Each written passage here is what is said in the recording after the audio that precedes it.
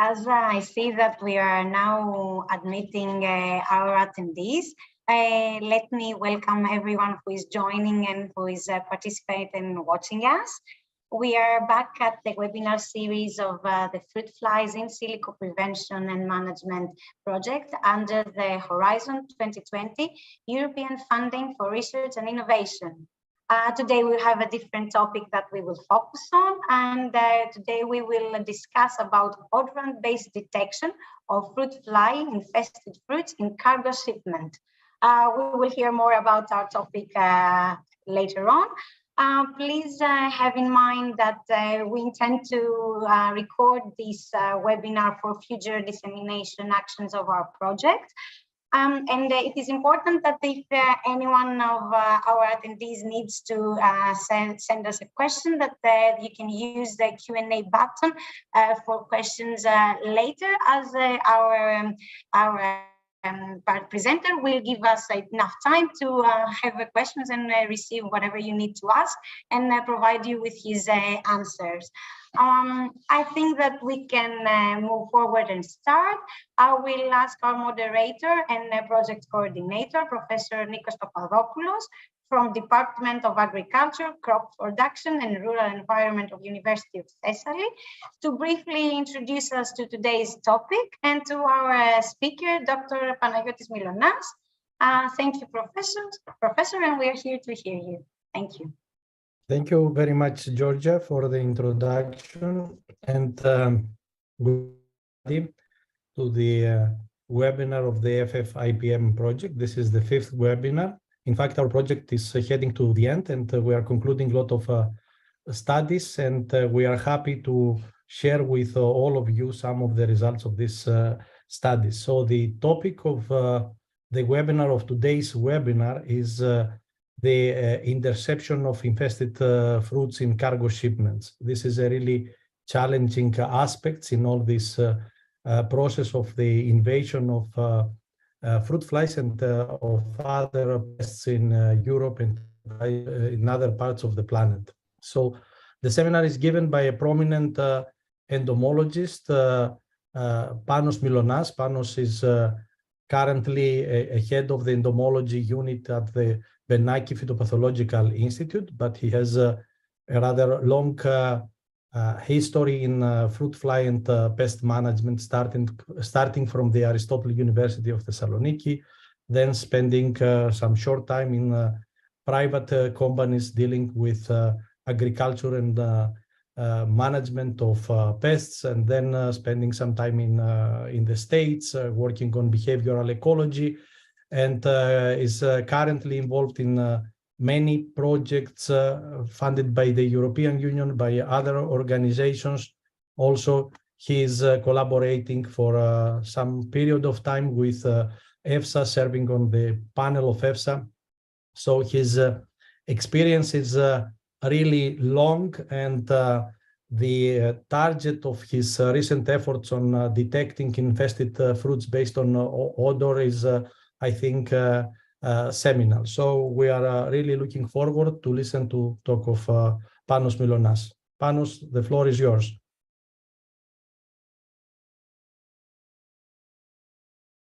Good afternoon, Nikos. I hope that everybody can hear me. I had some issue previously when you were talking. Thank you for the introduction and the nice words. I guess I need to share the screen now.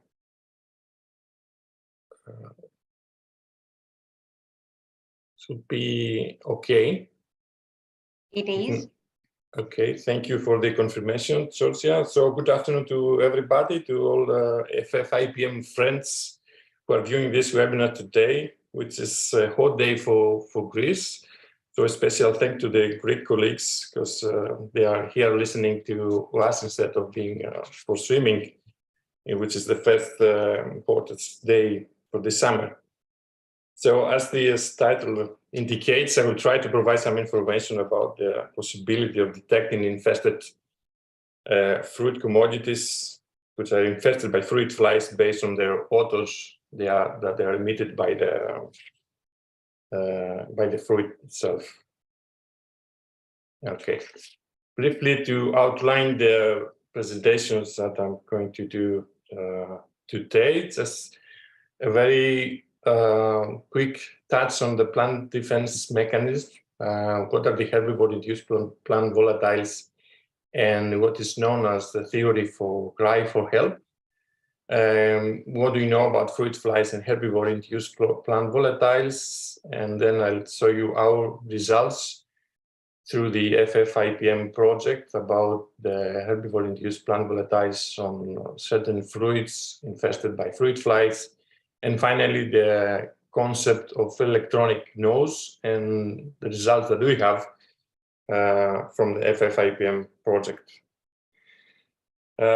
So I'm sure that we all know that the plants are sessile organisms and are rooted in the soil, and they face a lot of enemies. So there are large enemies that are eating them.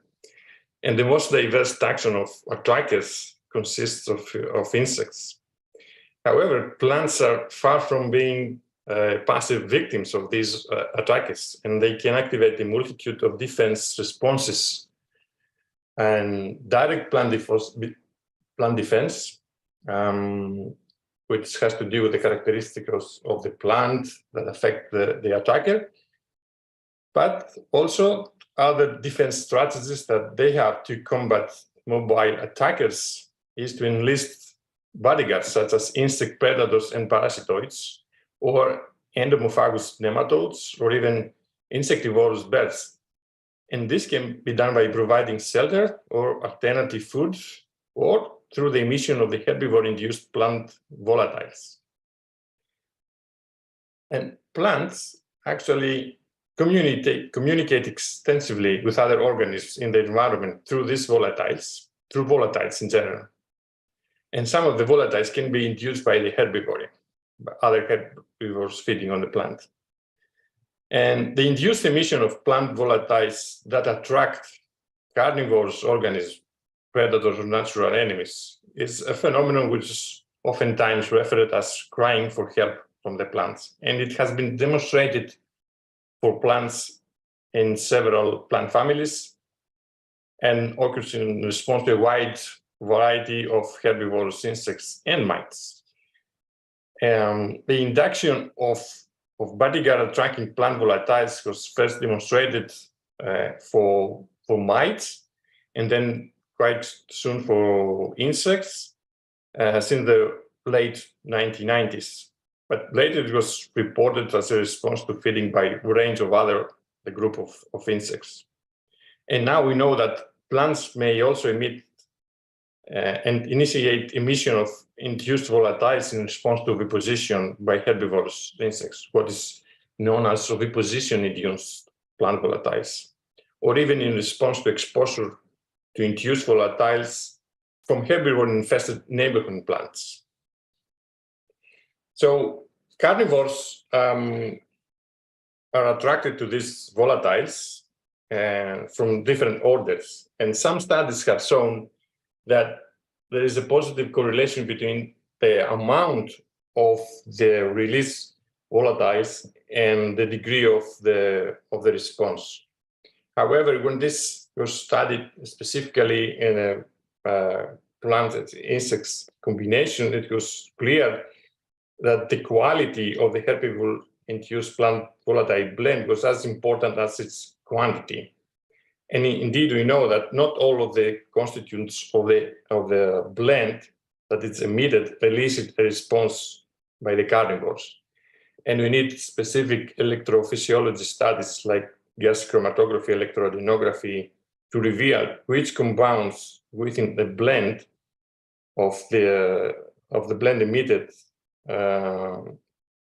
elicit a response in the chemoreceptors of the carnivore. And actually, such studies have shown that the compounds that actually dominate the blend are not necessarily the most important ones for the carnivores, which is not surprising given that the carnivores must evaluate how reliably the compound predicts the presence of a feeding herbivore.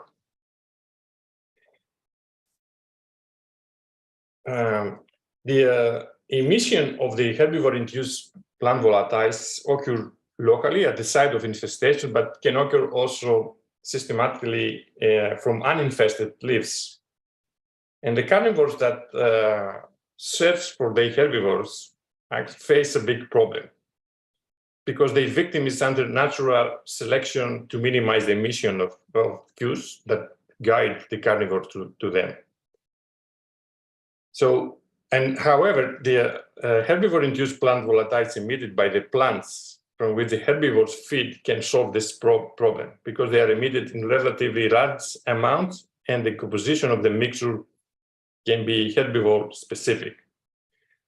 So we have a source which is the herbivore itself and is of high reliability but of low detectability. And through this combination of the herbivore-induced plant volatiles with the carnivores minimize this problem. And the herbivore-induced plant volatiles are both detectable and relatively reliable cues that can be exploited by the predators and natural enemies. And we know now that a lot of insects in these groups have been found to respond to these volatiles. And actually, they are much more sensitive than the analytical equipment is. And carnivores can often discriminate between plant volatiles induced by different herbivore species. And the blend composition indeed is herbivore species specific, which is very important and actually guided also our research within the IPM project. Now, a little more about the theory. The attack of an herbivore results in a large-scale transcriptional rearrangement in the attacked plant. And this includes the induction of genes involved in phytohormone biosynthesis and the biosynthesis of secondary metabolites. The volatile blends, the induced volatile blends, can comprise tens up to hundreds of components, as we will see in a while. Thus, a herbivore-infested plant emits complex blend of volatile compounds. And these include, for example, terpenoids, green leaf volatiles, aromatic compounds, and others. However, only a subset of this complex mix of the components mediates the attraction to the receiving insects, as I already said. And to identify which compounds are involved in the attraction, that can be done by individual compounds or by interference with their interaction or biosynthesis in the plant. There are also elicitors.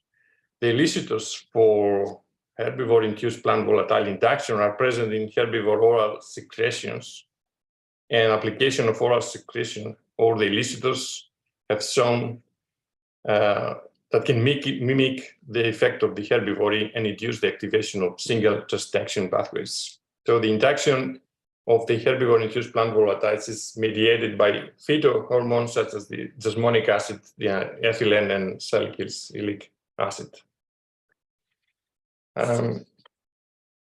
Moving forward now to the problems that we are facing, the detection of pest infestation in fresh produce that traded internationally could offer improved prospects for reducing the movement of unwanted pests, because in mature stages of some pests can be difficult to find visually. Other cues such as herbivore-induced volatiles that I just talk about can potentially be detected especially at the early stages of the infestation, and it's worth investigating them. And in the family of the Tephritida, the fruit flies, the true fruit flies, contains a large number of species that are pests of fruits, and they require intensive management and surveillance to maintain market access for produce. So due to this, their economic impact, much attention focused on detection and monitoring of adult flight populations. Their larvae, we know that their larvae feed and develop while hiding within the fruit pulp, making infestation difficult to be detected by inspections and inspectors, especially eggs and first instar larvae, which are clear to pale white in color and camouflage very well within the fruit pulp. infestation by fruit flies at early stages, therefore, can be undetectable. So agricultural inspectors oftentimes should perform destructive sampling in a large proportion of the commodities that are being inspected. And when a sample has been taken from the consignment because it's suspicious for pests present, then the fruit remains under official control and cannot be released until the final laboratory result confirms that there is no carotene pests in there. So there is absolutely need for sensitive and fast screening for larval infestation. So here we actually want to take advantage of the response of the plants to herbivory, which is done for their help to attract the natural enemies in order to detect infested fruits. And we are not the first who thought about that. There are studies in the past where the volatile organic compounds have been used for detection or differentiation of infestation from different tephritid fruit flies and various host fruits, as you can see on the slide. But most of these studies that use a technique which is called solid phase microextraction, where only the last one, which was on grapefruit, used the 9 head space technique that we also used in our studies. I will explain that in the methods ahead. Well, in these studies, especially one of them found that there is a difference in the total amount of the volatiles emitted in the infested fruit, apples in particular, apples infested by Queensland fruit fly, Bactrocera trioni, and as you can see, there are actually here there's a difference. There are less amounts emitted by the infested fruits. So within FF-IPM, we all know that there are 3 fruit fly species that are studied. Ceratidis capitata, which is well known and has been established in the Mediterranean coastal and other areas, but also responding to climate warning that the relaxed climatic barriers, population have gradually spread to northern areas in Europe, which previously were thought that they are too cold to allow population persistence. And Bactrocera dorsalis and Bactrocera zonata, which are not yet established in mainland Europe, but are rapidly spreading towards Europe. So the aim here is of our studies was to determine infestation-specific volatile compounds that can be indicators of infestation by the 3 different fruit fly species, Ceratidis capitata, Bactrocera dorsalis, and zonata. But then with the ultimate goal to develop a rapid, reliable, and cost-effective method to in detecting this in infested fruits, reducing the time that is required for inspection and to avoid the unnecessary destructive sampling, which is currently the common procedure. A few words about our methods. Well, first, we wanted to achieve infestation of the fruits that we used. And for this, we were fortunate to have laboratory readings of the fruit species here in our institute. And then we present fruits to a group of adults in a cage. And after a certain period of time, the fruits were inspected for oviposition.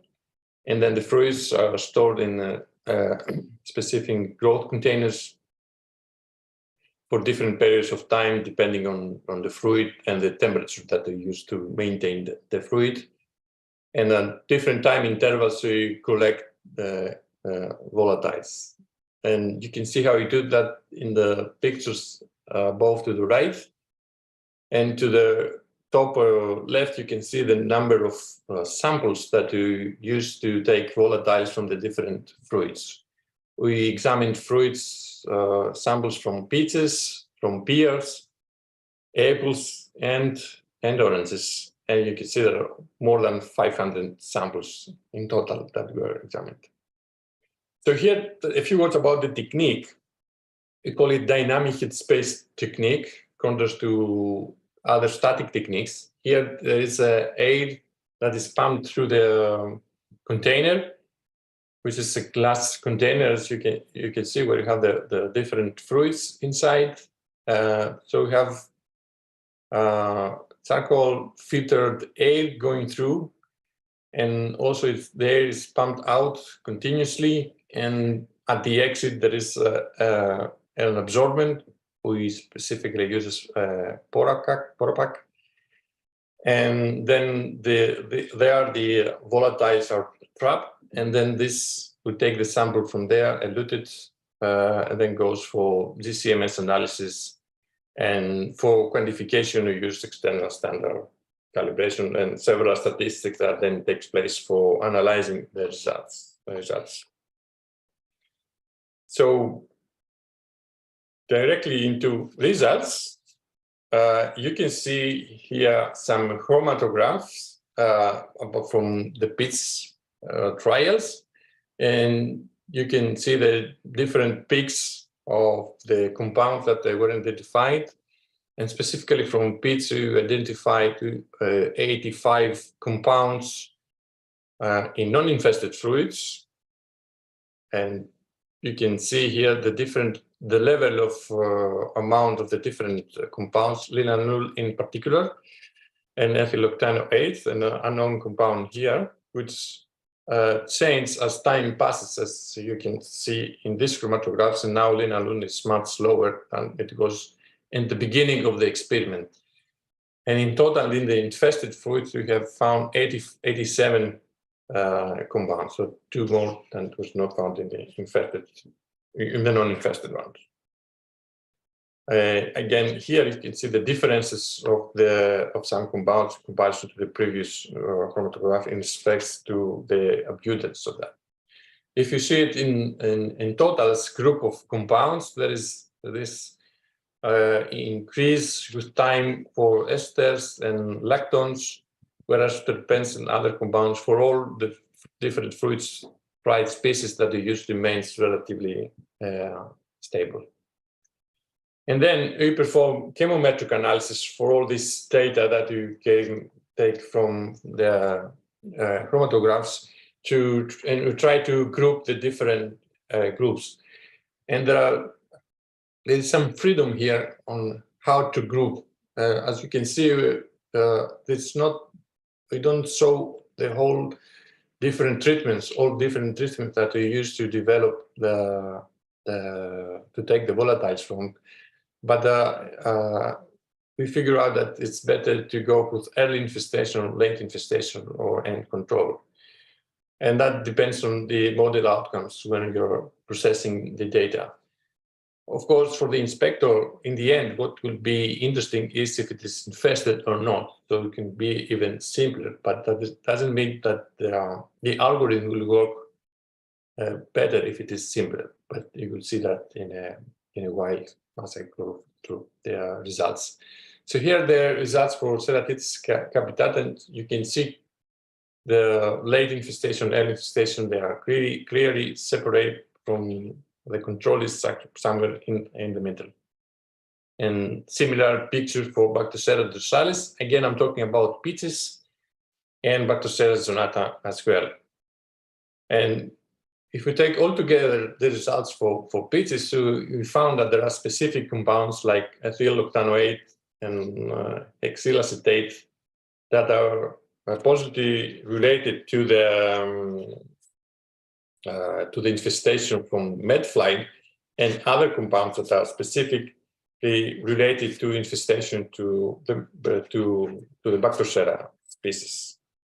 Moreover, these statistics show that there are certain esters that are related to fruit fly infestation, and linalool especially is related to early infestation.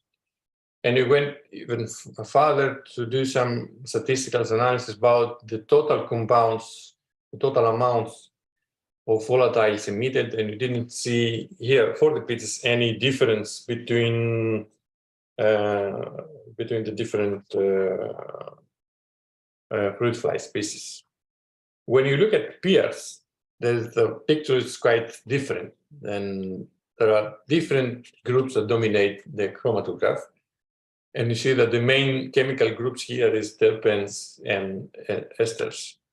And especially farnesen is one that it was found in large abundance in the headspace of peers, where there are some esters, butyl acetate, hexyl acetate, that were the main esters found both in infested and non-infested peers.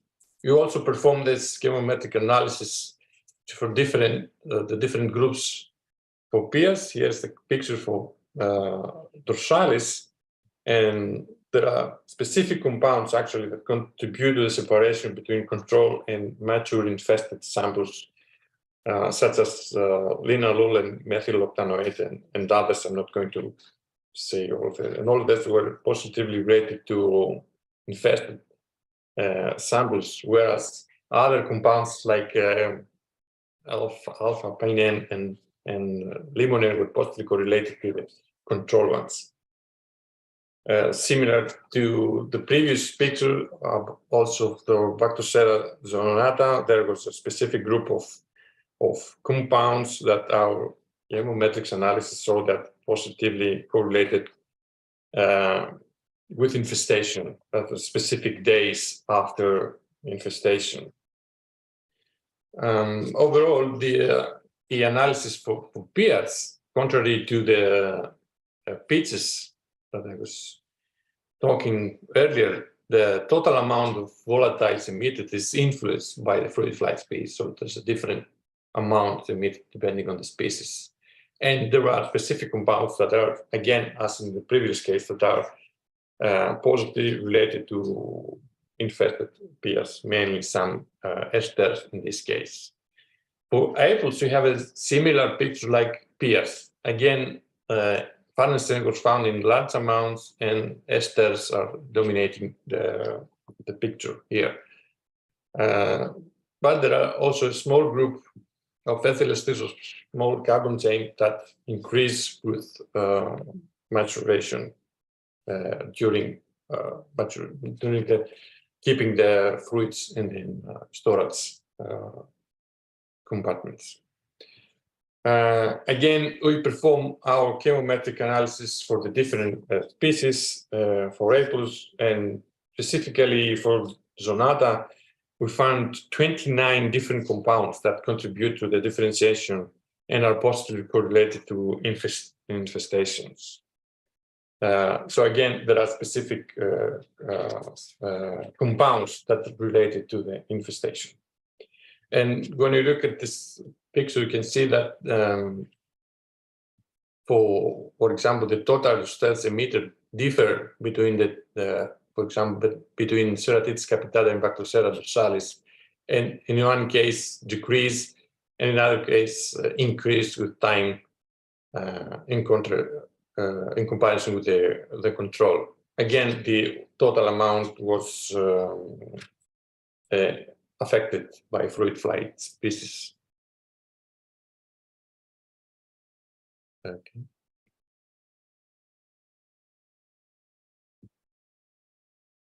All right, then we move forward to citrus, oranges in particular. And again, here the picture is quite different. Overall, we found 128 compounds, and 112 of them from non-infested, 122 from infested orange fruits.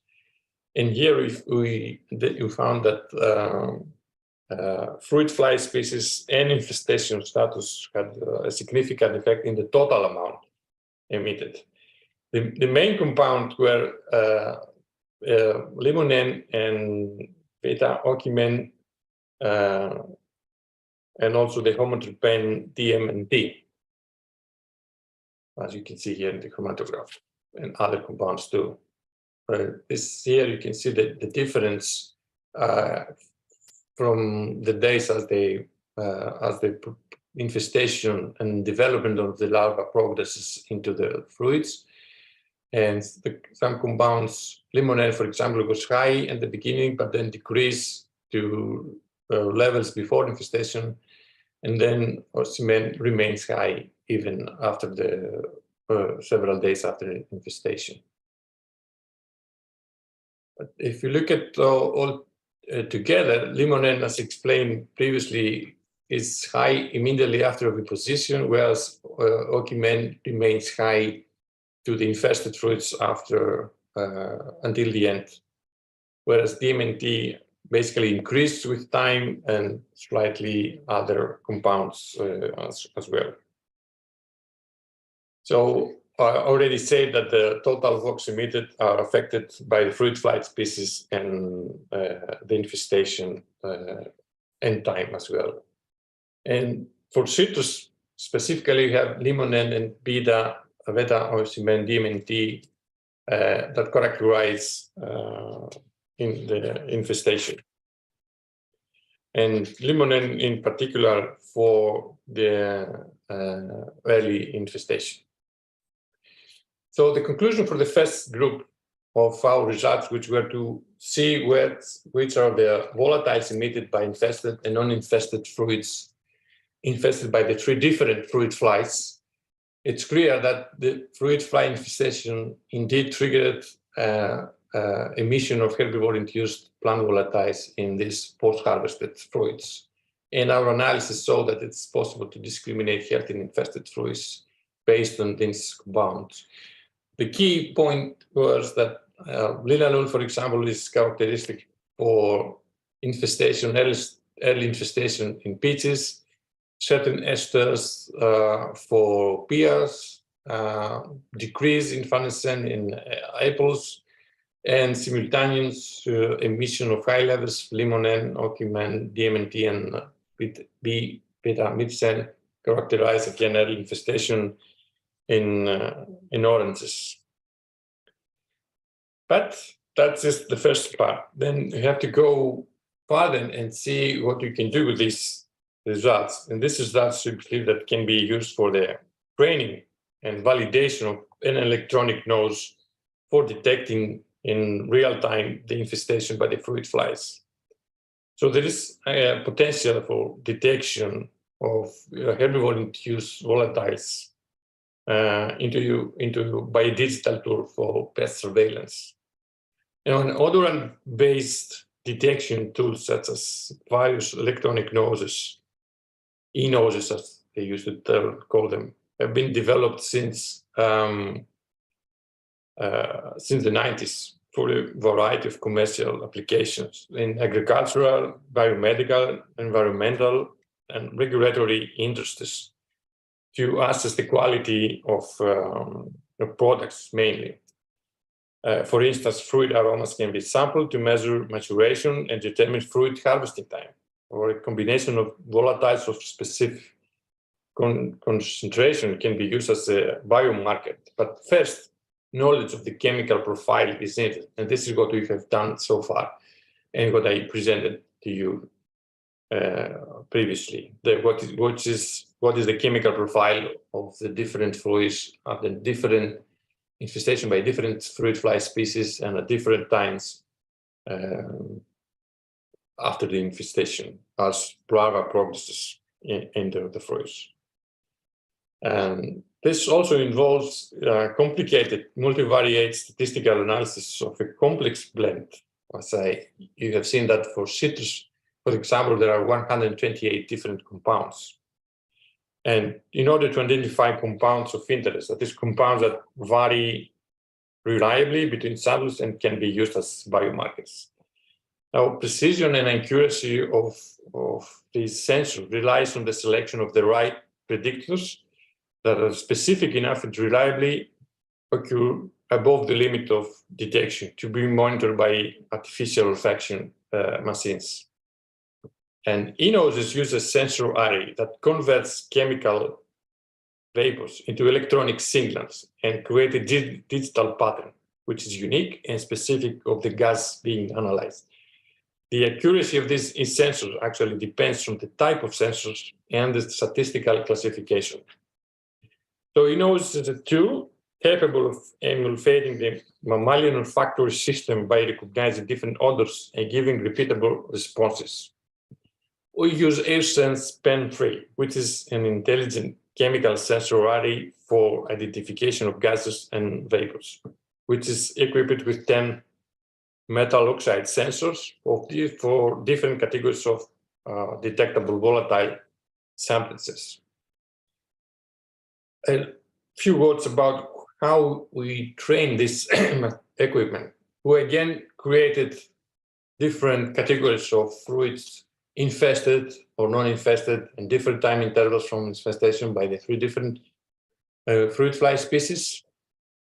And in order for the equipment to operate and to take a reliable sample, the fruits are placed in a bag, in our case, for 15 minutes, so we have an accumulation of vapors within this bag, and then for 80 seconds we have data acquisition with the electronic nose that we use.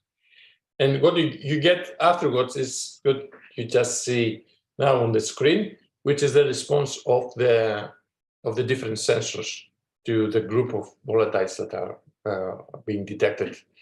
And the detection is valid when the different sensors reach a plateau. And this, for us, we use a specific period of time, and this indication is then further used in the statistical analysis to come up with some results, which I will show you right now. So before explaining what you see in this slide, the data that I just say that we retrieve from the electronic nose, which is the response of the sensors of the electronic nose, then are treated differently and to develop an algorithm. Then first there is a calibration of the data, then it's a cross-validation of the data, then find out the prediction of the model. Then you use different model based on the method of the key nearest neighborhood. And on your left, you see the key nearest neighborhood to 3, and to the right is to 1, which is, in our case at least, was more robust.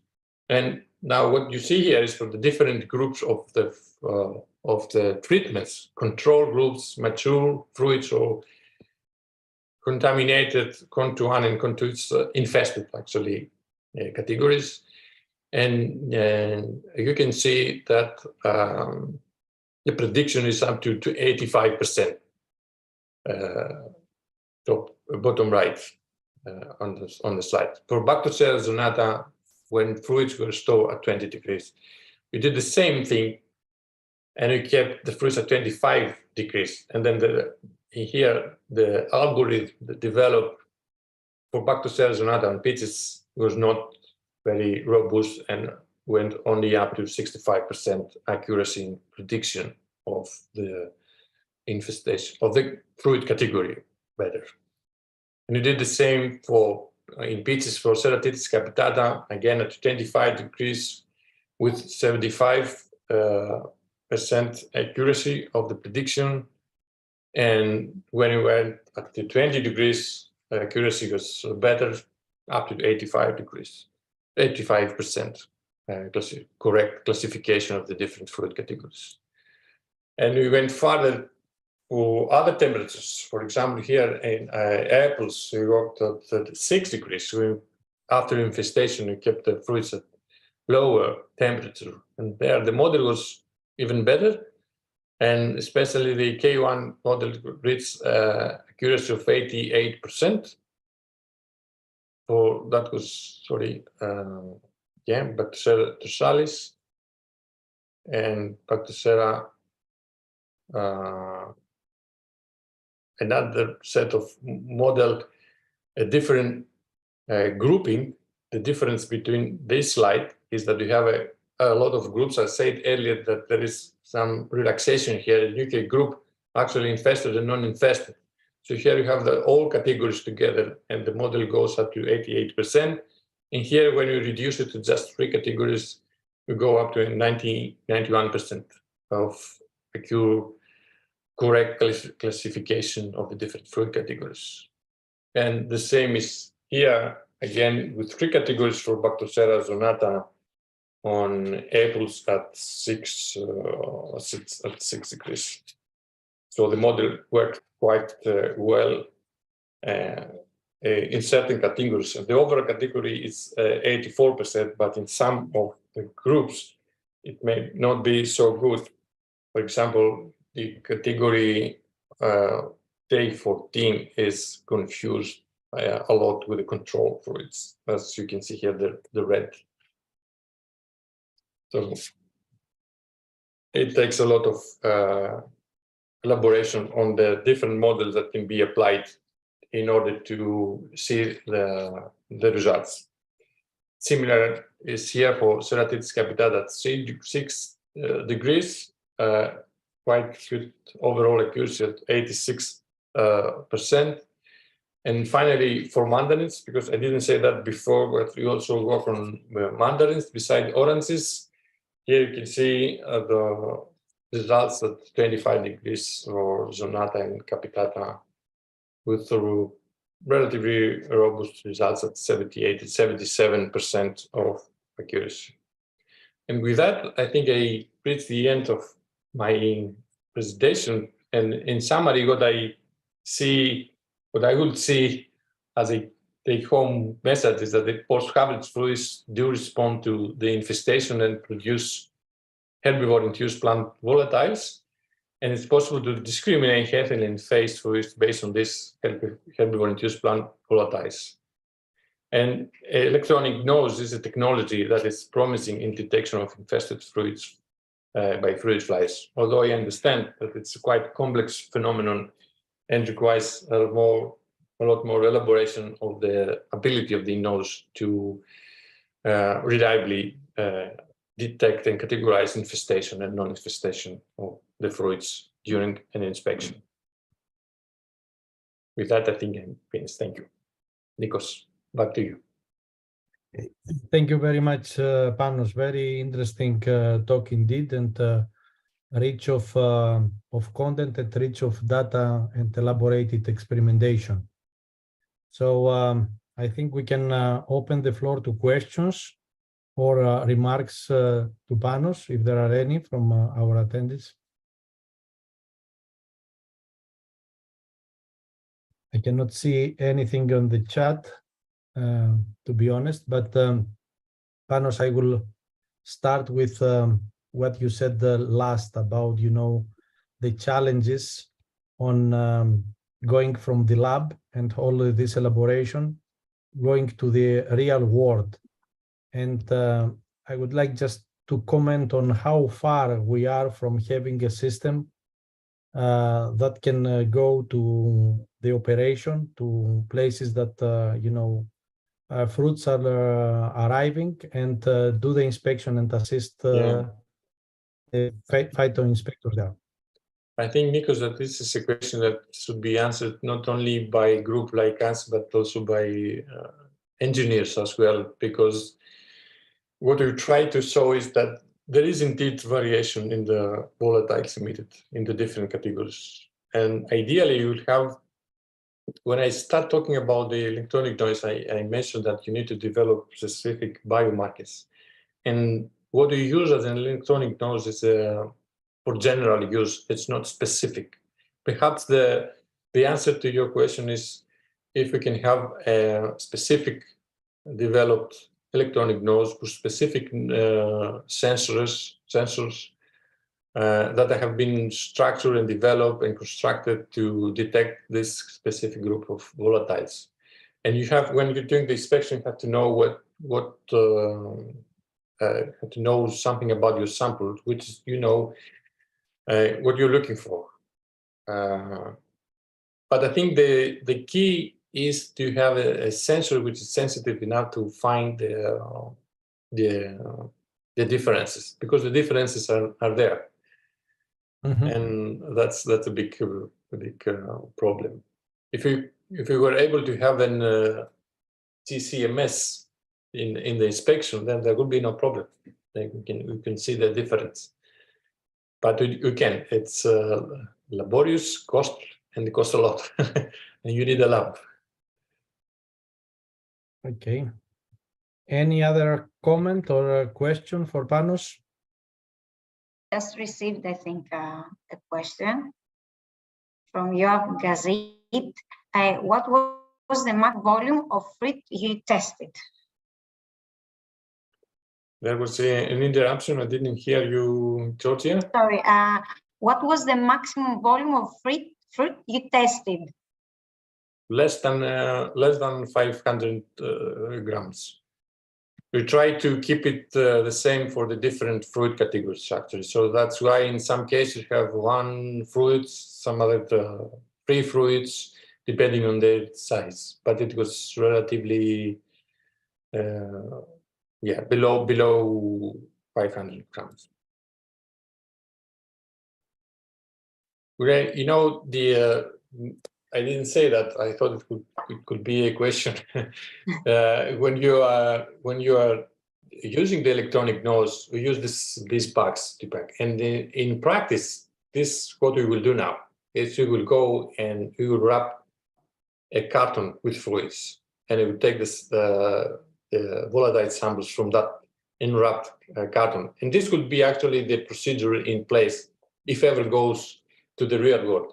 For the inspector to take a carton of fluids, wrap it with something like we did, and then take the air sample from there and see if it's positive or not. And if it's positive, then that, of course, at the beginning you need to verify that it is positive and find the fruit fly, because especially for the inspection for carrying purposes, you need to identify the species as well.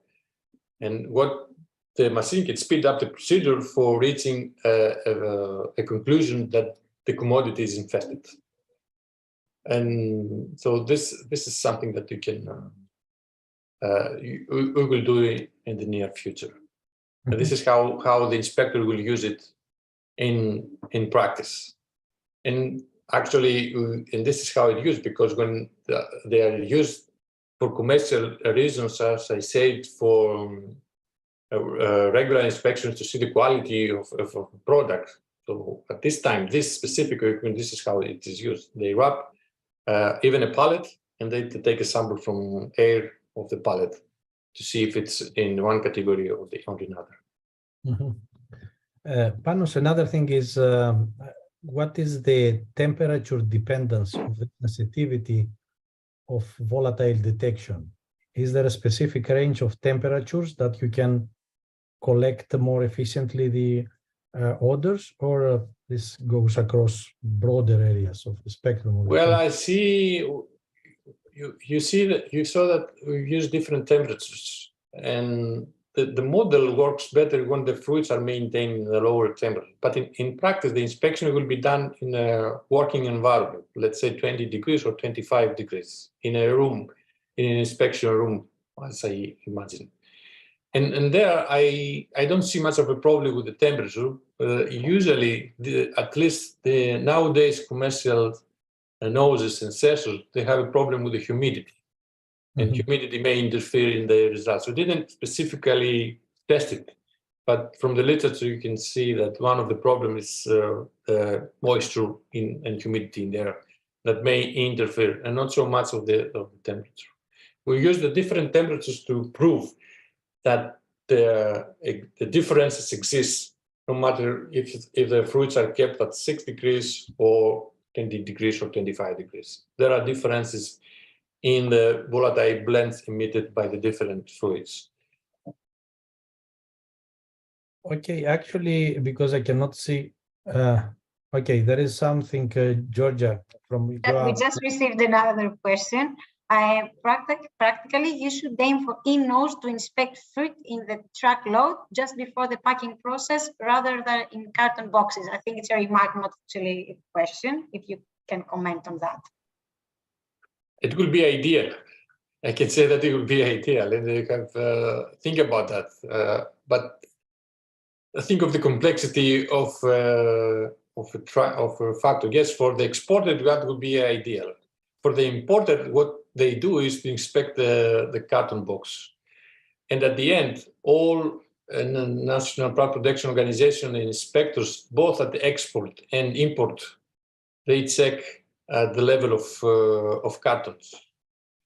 I'm not very optimistic that at the moment that there's technology to identify inspection during the truck, in the truck. There are some techniques, but not like that are still at the very early experimental level, as far as I know. Okay, and another question from Kostas Zarpas. How do environmental conditions affect in-nose efficiency? Yeah, I said about that it's mainly the humidity that affects the efficiency. Generally, they're quite robust. As if you remember the picture, they are a compact machine, very close from the environment, and only has to take for a few seconds the air sample, and then to process this sample very quickly. Of course, in every sampling, there is a procedure to clean the equipment, but again, that doesn't take long, just a couple of minutes.